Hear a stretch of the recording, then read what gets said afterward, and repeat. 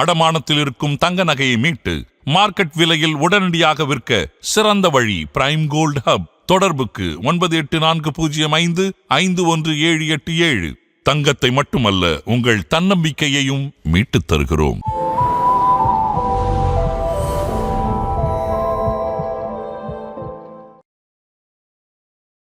So இந்த வர்டேகோ அப்படின்ற இந்த கண்டிஷன் வந்து யாருக்கு வரும், எதனால வரும்?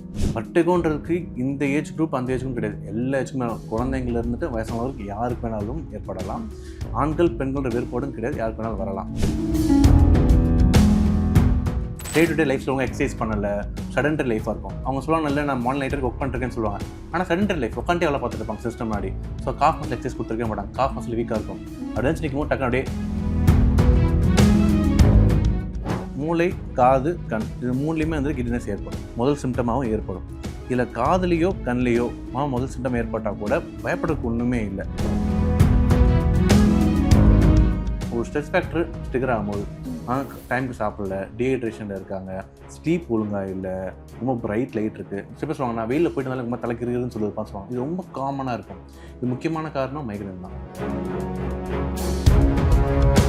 இந்த உள்காது பிரச்சனை இருக்கிறவங்க எல்லாருமே வந்துட்டு சீக்கர்ஸ்னு சொல்லுவோம். அது தலைச்சொல் ஏற்படும் போது எதாச்சும் பிடிக்க ட்ரை பண்ணுவோம் பேலன்ஸ் பண்ணுறதுக்கு. ஆனால் ஸ்ட்ரோக் இருக்க பேஷண்ட் கிளாசிக்கலாக பார்த்தீங்கன்னா எதாச்சும் நிப்பாட்டி விட்டிங்கன்னா அப்படி கீழே வந்துடும். இந்த வர்டேகோ அப்படின்ற ஒரு கண்டிஷனை ஒருத்தவங்க அட்ரஸ் பண்ணலை, பிகாஸ் அவங்களுக்கு அந்த அவேர்னஸ் இல்லாமல் இருந்துக்கலாம், ஒரு அந்த சிம்டமை இக்னோர் பண்ணிட்டு இருக்காங்க அப்படின்னா எந்த அளவுக்கு இது வந்து ஒரு கான்சிக்வன்சஸ் கொடுக்கலாம் ஃபியூச்சர்?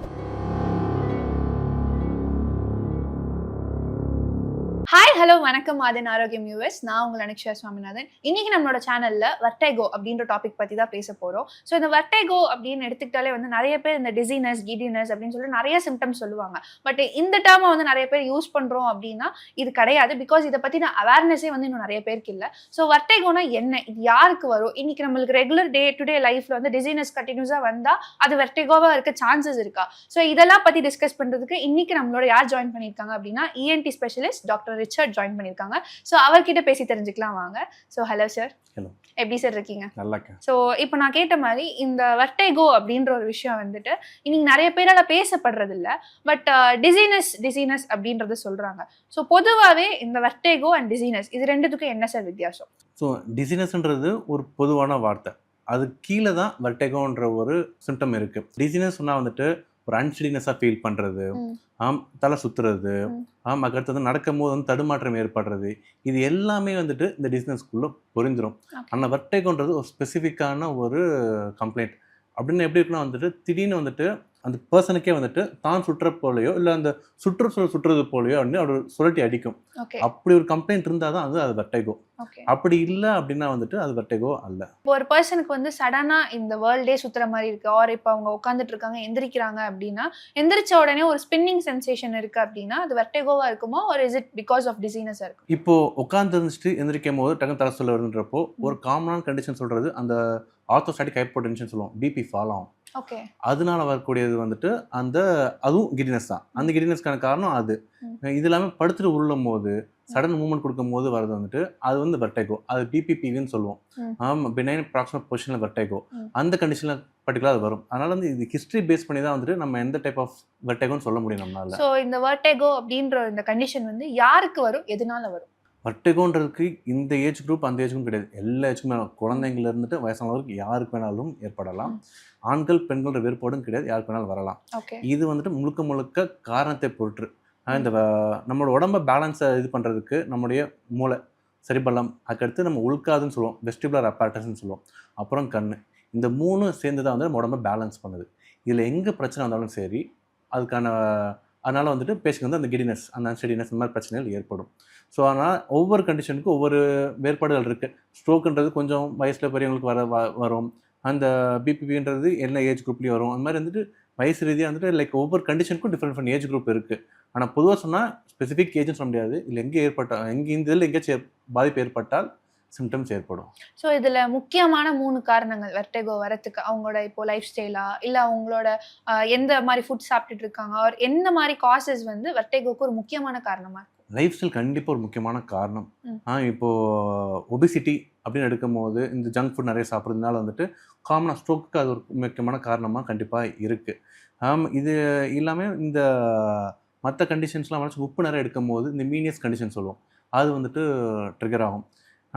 டைம் ஒழுங்காக சாப்பிடாம சில பேர் காலைல சாப்பாடு ஸ்கிப் பண்ணுவாங்க, சில நேரம் வந்து நைட் வந்து ஒவ்வொரு பிஞ்சு சாப்பாடு சாப்பிடுவாங்க, ஸ்மோக்கிங், ஆல்கோல் இந்த மாதிரி பழக்கங்கள் இருக்கும் போதெல்லாம் வந்துட்டு மைக்ரேன்ற கண்டிஷன், அதுவும் வெஸ்டிபுலர் மைக்ரேன் இருக்குது, அது தலைசுற்றல் ஏற்படும், அது ஜாஸ்தியாகும். ஸோ லைஃப் ஸ்டைல் வந்து கண்டிப்பாக வந்துட்டு இந்த வெர்டிகோவில் சில காரணங்களை பயங்கரமாக ட்ரிகர் பண்ணும். ஸோ இப்போ ஒருத்தவங்க வந்துட்டு உட்காந்துட்டு இருக்காங்க, சடனாக எந்திரிக்கிறாங்க, தலை சுத்துது அப்படின்ற இந்த ஒரு சுச்சுவேஷன் வரும்போது எனக்கு லோ பிபி இருக்கு அப்படின்னு சொல்லிட்டு அவங்களே அவங்கள வந்து கன்சிடர் பண்ணிக்கிறாங்க.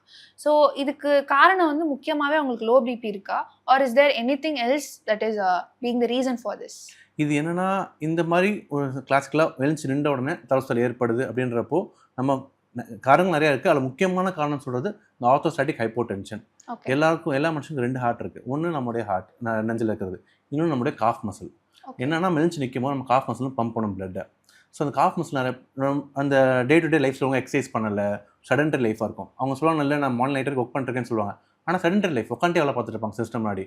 ஸோ காஃப் மசில் எக்ஸசைஸ் கொடுத்துருக்க மாட்டாங்க, காஃப் மசில் வீக்காக இருக்கும். அப்படி நிற்கும் போது டக்குனு அப்படியே அந்த பம்ப் அடிக்காதனால தலைக்கு சுற்ற ஆரம்பிச்சிடும். அப்போ என்னென்னா, இதுதான் ஒரு முக்கியமான ஒரு காரணம். அப்போ ஒன்றும் இல்லை, ஒரு 2 ஸ்டெப் எடுத்து நடந்தாலே பிரச்சனை சரியாயிடும். ஆனால் அவங்களாம் நடக்க முடியாது, பயம் வந்துடும். ஐயோ தலை சுற்றுதே, நமக்கு எதுவும் ஆக போகுன்ற பயத்துலேயே அப்படி நின்றுட்டே இருப்பாங்க. அப்போ என்னன்னா பிபி கம்மியாக இருந்துகிட்டே தான் இருக்கும். அப்போ என்னன்னா தலைசுற்றல் ஏற்பட்டுக்கிட்டே இருக்கும். ஸோ இதுதான் முக்கியமான ஒரு காரணம். இதுக்கு ஒன்றும் நம்ம மெயினாக காஃப் மசில் எக்ஸசைஸ் பண்ணாலே வந்துட்டு இது கரெக்ட் ஆகிடும். ஸோ செடென்ட்ரி லைஃப் ஸ்டைல்னால இது ஒரு வரக்கூடிய ஒரு விஷயம். ஸோ இந்த டிசீனஸ், கிடினஸ், அதாவது இந்த தலை சுத்தல் அப்படின்றது வந்துட்டு ரொம்ப காமனாக எல்லாருக்கும் வருது. பட் இந்த மாதிரி ஒரு விஷயம் வந்துட்டு எந்த ஒரு டிசீஸ்க்கும் ஒரு முதல் சிம்டமாக இருக்குது. ஸோ இந்த டிசீனஸ் அண்ட் கிடினஸ் வந்து எவ்வளோ ஒரு முக்கியமான சிம்டம்? நான் சொன்ன மாதிரி மூளை, காது, கண், இது மூணுலேயுமே வந்து கிடினஸ் ஏற்படும். முதல் சிம்டமாகவும் ஏற்படும். இல்லை காதுலேயோ கண்லேயோ முதல் சிம்டம் ஏற்பட்டால் கூட பயப்படுறதுக்கு ஒன்றுமே இல்லை, அது எப்போனாலும் கரெக்ட் பண்ணிக்கலாம். ஆனால் மூளையில் காரணமாக ஏற்பட்டால் அது முக்கியமான காரணம் ஸ்ட்ரோக். செரிப்ரல் ஸ்ட்ரோக் சொல்லுவோம். பின்மூளை அந்த போஸ்டர் சர்க்குலேஷன் ஸ்ட்ரோக், அங்கே பின்மூளைக்கு போன ரத்தம் வந்துட்டு பாதிப்பு ஏற்படும் போது அந்த தலைச்சுற்றல் இம்மீடியட்டாக அட்ரஸ் பண்ணி ஆகணும். அதை நம்ம இந்த கோல்டன் பீரியட்லாம் சொல்லுவோம். வித்தின் 60 மினிட்ஸ்ன்றது கோல்டன் பீரியட், அட்லீஸ்ட் 4 to 5 ஹவர்ஸ்க்குள்ளாச்சும் அட்ரஸ் பண்ணி ஆகணும். அந்த மாதிரி ஒரு டெட்லைன் இருக்குது. ஸோ அப்படின்றப்போ அந்த மூளையினால் ஏற்படக்கூடிய பிரச்சனைக்கு மட்டும் டைம் பீரியட் இருக்குது, உடனே அட்ரஸ் பண்ணி ஆகணும். மற்ற காரணங்களுக்கு நீங்கள் ஒரு நாள் கழிச்சு போனாலும் பெரிய பிரச்சனை ஆக போகிறது கிடையாது. மூளைக்கு மட்டும் முக்கியமாக வந்து நம்ம எடுத்து பார்க்க வேண்டியது இருக்குது. ஸோ இந்த வெர்டிகோ அப்படின்ற இந்த கண்டிஷன் வந்து இன்னைக்கு எத்தனை பேருக்கு இருக்குது? இப்போ ஒரு 10ல் ஒரு 8 பேருக்கு இருக்குமா, ஆர் இது வந்து இட்ஸ் மோஸ்ட் காமன் கேஸ்ன்னு சொல்லுவீங்களா, இல்லை is it rarely occurring case? இல்லை, இட்ஸ் காமன். இது வந்துட்டு இப்போது ரொம்ப ரொம்ப ரொம்ப காமனான ஒரு கண்டிஷன் தான். இது ஏன்னா வந்துட்டு நிறைய பேர் அட்ரஸ் பண்ணிக்கிறது கிடையாது. இப்போ சொன்னால் மைக்ரேன்றது ரொம்ப காமனான ஒரு கண்டிஷன். இப்போ வந்துட்டு உள்காது பிரச்சனையால் வரக்கூடியதில் மோஸ்ட் காமன் பிபிபின்னு சொல்லுவோம், முக்கால்வாசி பேருக்கு இருக்கும். இப்போ என்ன ஆச்சுன்னா, நிறைய பேர் வந்துட்டு இந்த ஃபார்மஸில் போய் மாத்திரை வாங்கி போடுற பழக்கங்கள் நிறைய ஆயிடுச்சு. இப்போது யாரும் டாக்டரை பார்க்கல, ஃபஸ்ட்டு எதாவது போய் ஃபார்மஸில் பார்த்துட்டு சில மாத்திரைகள் போடுறாங்க. இப்போ இந்த வெட்டின் மாதிரி சில மாத்திரைகள்லாம் வாங்கி போடுவாங்க. அந்த மாத்திரை ரொம்ப நாள் போட்டுக்கிட்டே இருப்பாங்க. அந்த மாத்திரை போடுற வரைக்கும் அந்த சிம்டம் கம்மியாகும், அந்த நோய் சரியாக இருக்காது. ஸோ என்ன பண்ணுவாங்கன்னா, சிம்டம் மாஸ்க் பண்ணிக்கிட்டே வருவாங்க. அதை தவிர நோயை வந்து அட்ரஸ் பண்ணவே மாட்டாங்க. ஒரு ஃபைனல் டே தான் திரும்பி வருவாங்க, சார் இத்தனால மாத்திரை போட்டே இருந்தேன், இப்போ வந்து பார்க்க வருவாங்க அவங்க.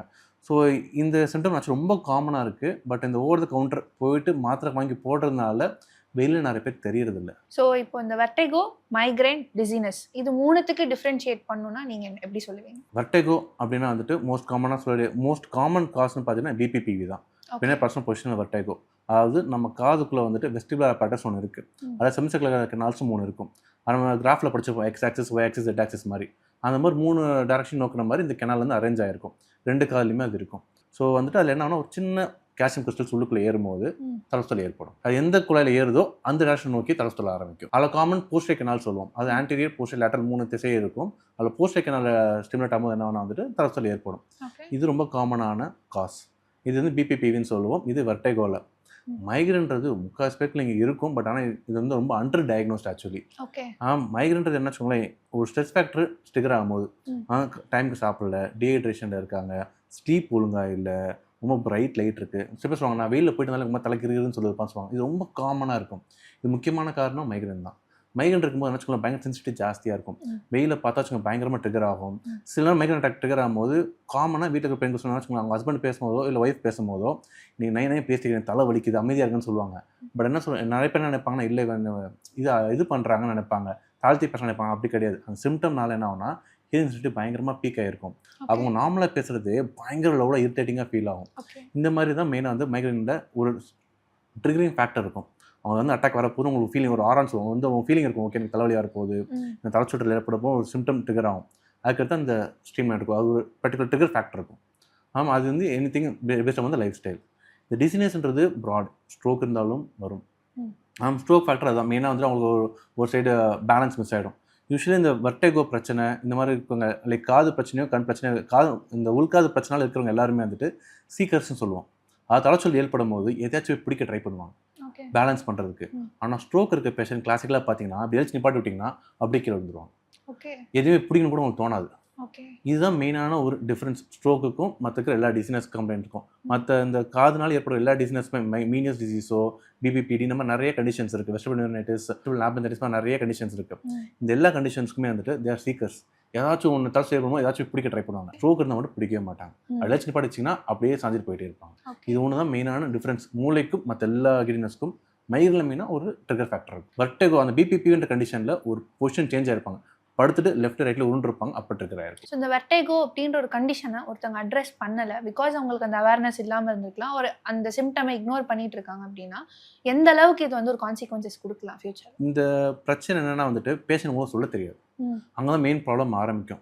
அவங்களுக்கு வந்துட்டு கிடினஸ்ன்றது அவங்களால வந்துட்டு எனக்கு ஒரு மாதிரி பண்ணுதுங்க அப்படிதான் சொல்லுவாங்களே தவிர வந்துட்டு அவங்களோட எனக்கு தலை சுற்றுது, எனக்கு பேலன்ஸ் இல்லை, நடந்தால் தடுமாறுறேன் அப்படின்னு சொல்ல தெரியாது. எனக்கு ஒரு மாதிரி இருக்குது, ஒரு மாதிரி இருக்குன்னு சொல்லுவாங்க. இதுதான் இப்போ என்ன பண்ணாலும் சும்மா ட்ரையாஜில் போய் சொல்லுவாங்க. அதில் ட்ரையாஜ்னா ஹாஸ்பிட்டலில் என்ட்ரு ஆனோடனே முதல் ஏரியாவில் போனோடனே எனக்கு ஒரு மாதிரி இருக்குன்னு சொல்லுவாங்க. அவங்களுக்கு கிளியராக புரியாது. ஏன்னா அங்கே ட்ரையாஜில் இருக்கிற ஏரியானா ஒரு நான் மெடிக்கோ தான் இருப்பாங்க. ரிசப்ஷனில் இருக்கிற ஒரு நான் மெடிக்கோ. அவங்க பார்த்து சரி நீங்கள் ஆர்த்தோக்கு போங்க, இல்லை நீங்கள் கார்டியோக்கு போங்கன்னு சொல்லுவாங்க. ஏன்னா இது எல்லாமே அந்த பிரச்சனை காரணம். செர்விக்கல் ஸ்பாண்டிலோசிஸ் கழுத்து பிரச்சனையால் வந்து தலைச்சொல் ஏற்படலாம். ஆர்த்தோ போனால் அவங்களுக்கு அந்த பிரச்சனை இருந்திருக்காது. அங்கே அந்த பேஷண்ட் என்ன போனால் கார்டியாலஜி போகாமல் சுற்றிக்கிட்டே இருப்பாங்க.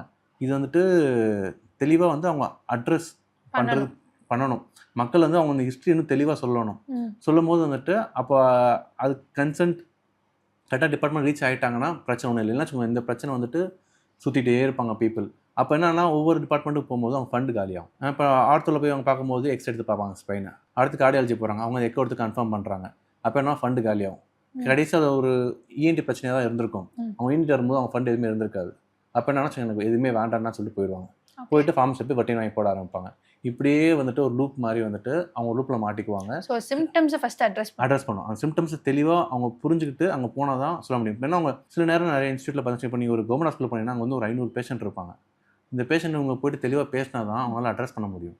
இப்போ அவங்க வந்து தெளிவாக சொல்லாதப்ப என்ன ஆகுனா பிரச்சனை ஆகும். ஸோ வந்துட்டு வர்டிகோன்ற ஒரு பிரச்சனை இருந்ததுன்னா அவங்க தெளிவாக அவங்க பேஷண்ட் ஹிஸ்ட்ரி சொன்னால் தான் மேற்கொண்டு போக முடியும்.